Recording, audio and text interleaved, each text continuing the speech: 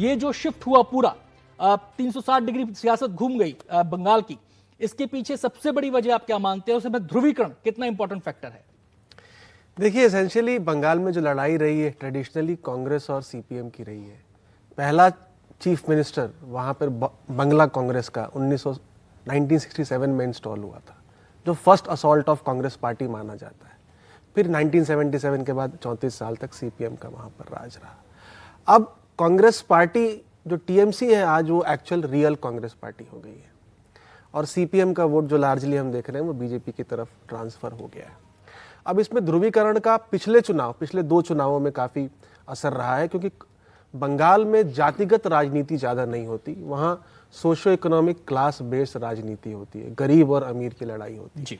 अब 2014-19 में क्योंकि वहाँ पर मुस्लिम पॉपुलेशन 30% है, जो कि भारत के मुस्लिम पॉपुलेशन के डबल है, तो हिंदू वर्सेस मुस्लिम एक पोलराइजेशन जरूर हमें 14 और खास करके 19 में हमको देखने को मिला, जो कि उस समय लगभग 60% से ऊपर मुस्लिम मतदाता जो है उसने टीएमसी को वोट किया, और बीजेपी जो है वो काफ़ी हद तक हिंदू मतदाता को अपने पक्ष में लाने में कामयाब रही। और हमने ये भी देखा है कि जो सीपीएम और कांग्रेस के पास जो माइनॉरिटी वोटर था वो भी धीरे धीरे ट्रांसफर हो गया है टीएमसी की तरफ।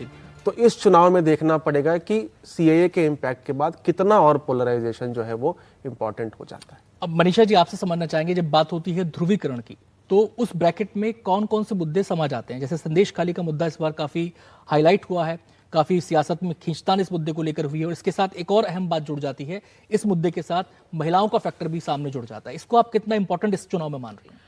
देखिए, इस चुनाव में, इसके पहले के चुनाव में महिलाओं का मुद्दा जो है बहुत महत्वपूर्ण रहा है, और ध्रुवीकरण, महिला, सब एक सांस में लेने के पहले आप ये समझने की चेष्टा कीजिए कि यद्यपि जाति की राजनीति वहाँ नहीं रही है, लेकिन इसके बावजूद भी पिछले चुनाव से भाजपा ने कुछ ऐसी प्रमुख सामाजिक वर्गों का या कैटेगरीज का उल्लेख किया है, जैसे मटुआ माँ के मंदिर में प्रधानमंत्री स्वयं गए और उन्होंने इस कम्युनिटी को अपनी तरफ खींचने की चेष्टा की। उसके अलावा कोच राजवंशी जो है उनके तरफ टी गार्डन वर्कर्स की बात जो ये सब की गई। इसके अलावा जंगल महल का एक इलाका था, इसमें पिछले चुनाव से ही मुझे याद है अमित शाह जी ने कहा था जंगल महल देखिएगा, तो ये ट्राइबल्स का एरिया है। तो कहीं न कहीं क्लास के साथ कुछ सामाजिक वर्गों की भी बात थी। उन अवधारणाओं में भी एक जहाँ पैठ थी टीएमसी की, वहाँ जहाँ टीएमसी थी वहाँ बीजेपी ने अपने पैठ बनाने की चेष्टा की, और उसके ऊपर से एक टॉपअप के रूप में ध्रुवीकरण का कार्ड हुआ। अब यह अहम मुद्दा यह आ जाता है कि ध्रुवीकरण की राजनीति जहाँ प्रखर हो, ममता बनर्जी को चैलेंज कहाँ से है? बीजेपी से, जो ध्रुवीकरण की राजनीति कर सकते हैं। वहाँ कहीं भी लेफ्ट जो है टर्मिनल डिक्लाइन, इस तरह का झटका मिलता है। ज्योतिदा जो है उनकी मृत्यु हो जाती है 2010 तक, तो बंगाली आइडेंटिटी, बंगाली अस्मिता के सारी जो भावनाएं हैं वो ममता बनर्जी के पास आ जाती हैं। प्रणव दा हो या ज्योति बाबू हो, इन सब की देखभाल वो करती हैं, लेकिन सीपीएम अपने जो रिजर्वेशन है वो कभी भी हटाता नहीं है ममता बनर्जी के प्रति।